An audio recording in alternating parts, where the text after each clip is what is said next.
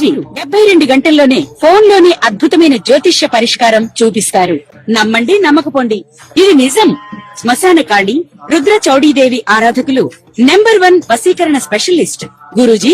మనిషి పుట్టుక నుండి చనిపోయే వరకు వచ్చే అన్ని క్లిష్టమైన సమస్యలకు పరిష్కారం ఇక్కడ లభిస్తుంది. విద్య, ఉద్యోగం, వ్యవహారం, స్త్రీ ప్రేమ, పెళ్లి, సంతానం, స్త్రీ పురుష వశీకరణం, భూవశం, భార్యాభర్తల కలహాలు, కోర్టు సమస్యలు, విడాకుల సమస్యలు, చేతబడి, అప్పుల బాధ, ఇంకా మీకు ఎలాంటి సమస్యలు ఉన్నా 72 గంటల్లోనే. ద్వాదశ రాశుల్లో ఒకటి వృశ్చిక రాశి. వృశ్చిక రాశి వారికి గురు సంచారం వలన కర్కాటక రాశిలో గురు సంచారం 2వ తారీఖు జూన్ మాసంలో అవుతుంది కాబట్టి ఈ గురు సంచారం వృశ్చిక రాశి వారి పైన ఎలా ఉంటుందంటే గనక మీకు ఇప్పటివరకు అప్పుల పాలైనా, అప్పుల బాధలు ఉన్నా, లేకపోతే శత్రు బాధలు ఉన్నా, చేసే వ్యాపారం ముందుకు వెళ్ళలేకపోతున్నా, పార్ట్నర్షిప్ వ్యాపారాలు నష్టపోతున్నా, అలానే మీ పైన శత్రువులు దండెత్తుతున్నా, పాత అప్పులలో మిమ్మల్ని కదిలిస్తున్నా, ఏదైతే మీరు ఇచ్చినటువంటి డబ్బులు రాకపోయినా, మీ పిల్లల భవిష్యత్తు బాగాలేకపోయినా, మీ పిల్లల్ని తీర్చిదిద్దాలనే కోరికలు, ఇవన్నీ కూడా మీకు ప్రతినిత్యం కూడా పారాయణ చేసుకుంటూ ఉన్నారు. ఈ కోరికల వల్ల మీకున్నటువంటి కష్టాలు బయటికి తొలగేలాగా ఉండాలి. కాబట్టి ఈ గురు సంచారం ఏదైతే ఉందో మీకు మంచి జరగబోతుందని చెప్పొచ్చు. ఏదైనా మంచి అవకాశం వస్తుంది మీకు. ఆ అవకాశం అక్టోబర్ 31 తారీఖులోపు ఖచ్చితంగా వస్తుంది. కాబట్టి ఈ అవకాశాన్ని మీరు ఖచ్చితంగా సద్వినియోగం చేసుకోండి. లేదంటే మాత్రం మళ్ళీ అవకాశం పోతే మళ్ళీ మీరు ఖచ్చితంగా 7 సంవత్సరాలు ఆగాలి. కాబట్టి ఈ యొక్క అవకాశం మీకు ఎట్లాంటిది వస్తుందో తెలియదు, కానీ అవకాశం వస్తుంది. అది ఫైనాన్షియల్ గా కావచ్చు, డబ్బులు ఇచ్చేది కావచ్చు, చిట్టీలు కావచ్చు, లేకపోతే ఇంకేదైనా లాటరీ కావచ్చు, లేదా ఏదన్నా మీకు ఉన్నటువంటి స్థలాలు కావచ్చు, ఇళ్లు కావచ్చు, వాకిలు కావచ్చు, మీరు కొనిపెట్టినటువంటి షేర్స్ కావచ్చు, ఏదైనా సరే రేటు పెరిగింది అంటే కనుక మీకు అవకాశం ఎత్తిన పాలు పోసుకున్నట్టే. కాబట్టి మీకు ఖచ్చితంగా ఏదో ఒక రకమైన ఫైనాన్స్ సంబంధించినది మాత్రం మీకు సమకూరుతుంది. అది మాత్రం మీకు ఖచ్చితంగా గుర్తుపెట్టుకోవాలి. లేదు అంటే మాత్రం మీకు పెళ్లి, ఒక్కసారి కూడా పెళ్లి కానీ వృశ్చిక రాశి వారు ఎవరైనా ఉన్నారంటే కనుక ప్రయత్నం చేయండి, కానీ పెళ్లి చేసుకోకండి. పెళ్లి మాత్రం నవంబర్, డిసెంబర్ మాసాలని చేసుకోండి. 2020 సంవత్సరం విదేశీయానం ప్రయత్నం చేయాలంటే ఆగస్టు 14వ తారీఖు తర్వాత ప్రయత్నం చేయండి. ఖచ్చితంగా విదేశాలకు వెళ్తారు. ఏదైనా కొత్తగా వచ్చి ఎవరైనా మాటలు చెప్తే నమ్మకండి, మోసపోకండి. మీకు సంబంధించిన పర్సనల్ విషయాలు ఎవరికి తెలియజేయకండి. దానివల్ల మీరు ఖచ్చితంగా నష్టపోతారు, ఇబ్బంది పడతారు, భంగపడతారు, బాధపడతారు, రోడ్డు మీద పడతారు. కాబట్టి మీరు అందరూ కూడా సమకూర్తగా ఉండేటానికి మీకు మీరుగా ఆలోచించుకొని చేయండి. మీకున్నటువంటి సలహాలు కావచ్చు, మీకున్నటువంటి నాలెడ్జ్ కావచ్చు, ఇంకోరికి షేర్ చేయకండి. దానివల్ల మీరు ఖచ్చితంగా నష్టపోతారు. గురువు మీకు మంచి చేయడానికి వస్తున్నాడు కాబట్టి మీరు ఇంకోళ్ళని మంచి చేయాలని చూడకండి. ముందు మీరు బాగుపడండి, మీరు కూర్చోండి, మీరు తినండి. ఆ తర్వాత మీకు మిగిలిపోతే ఎదుటివాడికి పెట్టండి. అంతే గనక మీరు ఎవరు తీసుకొచ్చేసి ఇదంతా మన వాళ్ళే అనుకుంటే గనక ఖచ్చితంగా మీరు పోపులో కాలేసుకున్నట్టే. ఎందుకంటే మీ దగ్గర తిని మీ ఇంటి వాసాలు లెక్క పెడతారు. ఇంటి వాసాలు అంటే మీకు తెలియదేమో, మీ దగ్గర తిని మీకే గొయ్యి తీస్తారు. కాబట్టి ఎప్పుడైనా సరే ఎదుటి వారికి సహాయం చేయాలనేటువంటి ఆలోచన మర్చిపోండి. ముందు మీరు ఎదగండి. మిమ్మల్ని మంచివారు అనుకుంటారు. ఖచ్చితంగా మీకున్న మూర్ఖత్వం, మొండితత్వం, మీరు ఏ పని చేసినా ముందుకు వెళ్ళలేకపోతుంది. కానీ అదే మూర్ఖత్వం, మొండితత్వంతో ముందుకు వెళ్ళండి. గురుబలం మీకు సూచిస్తుంది కాబట్టి ఈ యొక్క చిన్న పరిహారం చేసుకుని ముందుకు వెళ్ళండి. ఇక చాలా మంది కూడా ఒక్కొక్కరి మీద ఎన్నో రకాల క్రియలు చేస్తూ ఉంటారు. ఆ క్రియలు పోయేందుకు మీకు ఏదైనా సలహాలు కావాలి, మీకు ఏదైనా పరిహార మార్గాలు కావాలి, అలా ఏమైనా ఉంటే కనుక సంప్రదించండి. మీకు ఉన్నటువంటి సమస్యకి పరిష్కార మార్గం ఖచ్చితంగా చూపించే విధంగా అయితే కనబడతా ఉంది. మీరు ఒక్కరు బాగున్నారంటే 10 మందికి అవకాశం వస్తుంది. మీరు బాగుపడాలంటే కనుక ఈ గురుబలం మీకు బాగుంటుంది. అవకాశాన్ని సద్వినియోగం చేసుకోండి, కానీ చేజార్చుకోకండి. ఈ యొక్క చిన్న పరిహారం చేసుకొని ఖచ్చితంగా మీరు అదృష్టవంతులు అయ్యేదానికైతే అవకాశం ఉంది. కాబట్టి ఈ పరిహారం చేసుకుని అదృష్టవంతులు అవ్వండి. జయ శ్రీమన్నారాయణ. నేను మీ ఐకాన్ ఆస్ట్రాలజర్ గట్టుపల్లి సురేష్ బాబు. ఇందుకి అతిపెద్ద గ్రహాలైనటువంటివి మనకి కొన్ని ఉంటాయి. అంటే ఎప్పుడో ఒకసారి మారేటువంటి గ్రహాలు అవేంటంటే శని భగవానుడు, దాంతోపాటు రాహు, కేతువు. మీ అందరికి తెలిసిన విషయం ఏంటంటే గురు. ఈ గ్రహాలు ఎప్పుడో ఒక్కసారి అంటే 2.5 సంవత్సరాలకు ఒకసారి మారేటువంటి శని భగవానుడు అయితే, రాహుకేతువులు 18 మాసములకి, అలానే గురువు 16 మాసములు అంటే 14 నుంచి 16 మాసములు ఒక్కసారి గురువు మారుతూ ఉంటాడు, సంచారం చేస్తూ ఉంటారు. అంటే 3 మాసాలకు ఒకసారి స్థలచలనం చేస్తారు. కానీ సంచారం అనేది మాత్రము 14 నుంచి 16 మాసాలకు ఒకసారి మారుతూ ఉంటాడు. అయితే ఈ 2026 సంవత్సరం జూన్ 2వ తారీఖున అతిపెద్ద గ్రహం అయినటువంటి గురుగ్రహం, ఈ గురుగ్రహం మిథున రాశి నుంచి కర్కాటక రాశికి సంచరిస్తూ ఉంది. ఎప్పుడు జూన్ 2వ తారీఖు ఏకునిజామున అంటే మబ్బులో అంటారన్నమాట. అలా బ్రాహ్మీ ముహూర్తం తర్వాత 4 గంటల 55 సమయంలో మిథున రాశి నుంచి కర్కాటక రాశి సంచరించుండేటువంటి గ్రహము గురుగ్రహం. ఈ యొక్క గ్రహము సంచారము కర్కాటక రాశిలో అక్టోబర్ 31వ తారీఖు వరకు కూడా సంచరిస్తూ ఉంటుంది. ఆ తదుపరి సింహరాశికి వచ్చి సంచరిస్తూ ఉంటుంది మరొక 3 మాసాల వరకు కూడా. అయితే మొదటి 3 మాసాలు ఏవైతే ఉన్నాయో ఇది కర్కాటక రాశిలో సంచరిస్తూ ఉంటుంది కాబట్టి ఈ తదుపరి 3-4 మాసాలు కూడా ఈ సింహరాశిలో సంచరిస్తుంది కాబట్టి మనకి ఈ 6 మాసాల నుంచి 7 మాసాల వరకు అంటే జూన్ నుంచి డిసెంబర్ వరకు ఉండేటువంటి గ్రహస్థితి ప్రకారంగా మనకి ఈ యొక్క ద్వాదశ రాశుల వారికి ఏదైనా మిశ్రమ ఫలితాలు, శుభ ఫలితాలు ఏమైనా ఉన్నాయా, ఏమైనా అశుభ ఫలితాలు ఉన్నాయా, ఎవరికైనా సరే నైట్ గా ఎదిగేదానికి కానీ నైట్ గా కోల్పోయేదానికి కానీ గ్రహరీత్యా, ప్రకృతి రీత్యా, అలానే దశ అంతర్దశల రీత్యా, అలానే గోచార ప్రకారంగా కూడా ఈ యొక్క గురుబలం ఏ రాశుల వారి మీద ఉంటుంది, ఈ గురుబలం ఛాయ వలన ఏ రాశుల వారికి అసలు గురువు ఏం చేస్తాడు అనేది ఒక్కసారి మనము పరిశీలన చేసుకుందాం. అందులోనూ ఈ గురుబలం అనేది ముఖ్యంగా వాడే దేనికోసం అంటే శుక్రుడు గురువు. మరొక విషయం ఏంటంటే ఈ యొక్క గురువుతో పాటు శుక్రుడు కూడా వెనువెంటనే సంచరిస్తూ ఉన్నాడు కర్కాటక రాశిలో. ఆ తదుపరి వెనువెంటనే సంచరిస్తూ ఉంటారు అలానే మనకి రవి భగవానుడు. ఈ 3 కలయికతో ఈ యొక్క జూన్ మాసం నుంచి 2026 సంవత్సరం నుంచి కూడా డిసెంబర్ మాసం వరకు కూడా ఈ 6-7 మాసాల వరకు కూడా సంచరించేటువంటి గ్రహ ఛాయల వలన ద్వాదశ రాశుల వారికి ఈ గురువు శుక్రులు చేసేటువంటిది ఏంటంటే కనుక వివాహం. ఈ వివాహ ప్రయత్నాలు, అలానే పెళ్లి అయిన వారు దూరం అయితే దగ్గర అవ్వడానికి, పెళ్లి అయి ఉన్నటువంటి జంటలు ప్రయత్నం చేసి పిల్లలు పుట్టేదానికి కూడా ఈ ఒక గురు శుక్ర గ్రహాలు బాగా యోగిస్తుంటాయి. జీవితంలో మనిషి ఎదగాలి అంటే వారికి శుక్రబలం కానీ గురుబలం కానీ ఉండాలి. అది వారి జాతక ప్రకారంగా, వారి యొక్క నక్షత్ర గోచార ప్రకారంగా, దశాంతర ప్రకారంగా కూడా నీకు గురుబలం తక్కువ ఉంది లేదా దీనికి పరిహారం చేసుకోండి, నీకు శుక్రబలం అసలు లేదు, కలత్ర దోషం ఉంది అంటారు.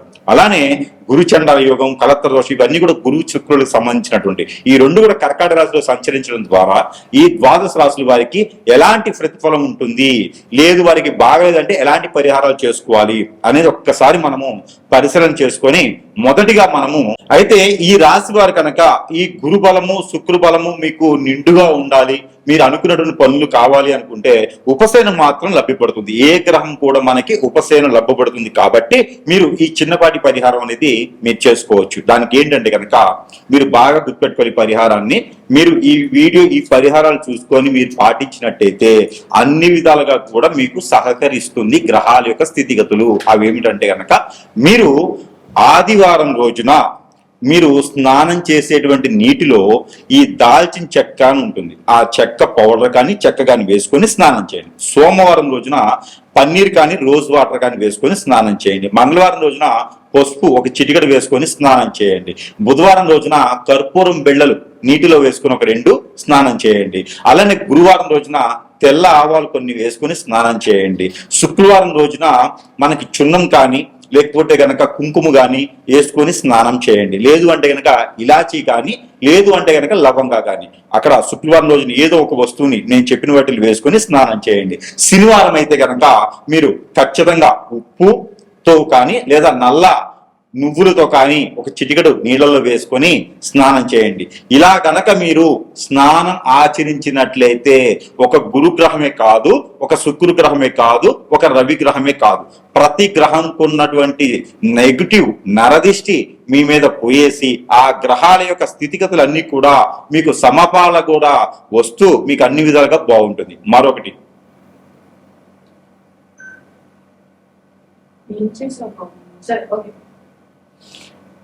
మరొకటి అలానే మీరు ఈ పరిహారం కూడా చేసుకోవాలి. అది ఏమిటంటే కనుక ఏదైనా గురువారం లేదా శనివారం రోజున మీరు బ్రౌన్ కలర్ శనగలు ఉంటాయి, ఆ శనగల్ని మీరు ఒక ½ కిలో తీసుకొని ముందు రోజు నానబెట్టుకొని తరువాత రోజు మీరు గుడాలు, ప్రాంతీయ భాషలో గుగ్గిళ్ళు అంటారు, ఆ గుగ్గిళ్ళు వండేసి ఎక్కడైనా రాములవారి ఆలయం కానీ లేకపోతే వినాయక స్వామి వారి ఆలయం కానీ లేకుంటే కనుక మీకు దగ్గరలో హనుమాన్ మందిరం ఉంటే అక్కడ మీరు నైవేద్యం పెట్టండి. ఈ గుగ్గిళ్ళు నైవేద్యం పెట్టడం ద్వారా మీకు ఆ గురుబలం కూడా మీకు యోగ్యతగా ఉంటుంది, అనుకున్న పనులు కార్యాచరణ మీకు ముందుకెళ్ళేలా ఉంటుంది. కాబట్టి ఈ యొక్క పరిహారం చేసుకుని అదృష్టవంతులు అవ్వచ్చు. మరొకటి ఏంటంటే 5 నారికెలములు తీసుకోండి. ఏదైనా గురువారం రోజున ఇష్టదైవం దగ్గర లేదా మీ కులదైవం దగ్గర మీకు నచ్చినటువంటి ఆలయానికి వెళ్ళండి. అక్కడ ఈ 5 నారికేళములు కూడా సమర్పించండి. ఈ సమర్పించి ఏ చెప్ప కూడా ఇంటికి తెచ్చుకోవద్దు, అన్ని 10 చెప్పులు అక్కడే వదిలివేసేయండి. దాని ద్వారా మీరు అనుకున్నటువంటి కార్యాచరణ ముందుకు వెళ్తుంది. మీరు అనుకున్నటువంటి పనులన్నీ కూడా, గోల్స్ అన్ని కూడా క్యాచ్ అవుతూ ఉంటాయి. మీ మీద ఏదైనా హిప్నాటిజం కానీ, బ్లాక్ మ్యాజిక్ కానీ, వశీకరణ కానీ ఏమైనా అయినట్టుండి ఏ పని ముందుకెళ్లకుండా అష్టదిబ్బందులు పాలై ఉంటే కనుక ఖచ్చితంగా మీరు చేయవలసినటువంటిది ఏంటంటే కనుక నల్ల మినుములు ఒక 50 గ్రాములు, నల్ల నువ్వులు ఒక 50 గ్రాములు, తెల్ల ఆవాలు ఒక 50 గ్రాములు తీసుకోండి. వీటితో పాటు దాల్చిన చెక్క, లవంగాలు ఒక 20 గ్రాములు తీసుకోండి. దాంతో పాటు కర్పూరం బిళ్ళలు ఒక 13 తీసుకోండి, చిన్నవి కర్పూరం ఆర్తి ఇచ్చేవి. ఇవన్నీ కూడా తీసుకొని వైట్ క్లాత్ కానీ, బ్లాక్ క్లాత్ కానీ కట్టేసుకొని, ముడుపు కట్టుకొని, తల చుట్టూ 7 టైమ్స్ దిష్టి తీసుకొని, తల దగ్గర నుంచి కాలు వరకు 7 టైమ్స్ దిష్టి తీసుకొని, అవన్నీ కూడా మీరు సాయం సంధివేళలో ఇంట్లో ఏం చేయొచ్చు, బయట ఏం చేయొచ్చు, బయట ఏం చేయొచ్చు, పొలాలు గట్రగా ఎక్కడైనా చేసుకోవచ్చు. సాయం సంధివేళలో దిష్టి తీసుకొని వాటిపైన కర్పూరం బెల్ట్ పెట్టి కాల్ చేసేసేయండి. ఇలా చేయడం ద్వారా మీ మీద చూసినటువంటి నరదిష్టి, నరఘోష కాకుండా గ్రహాల యొక్క స్థితిగతులు అన్ని కూడా మీ మీదకి దండెత్తకుండా ఉండేటటువంటి ప్రయత్నాలు అయితే ఉంటాయి.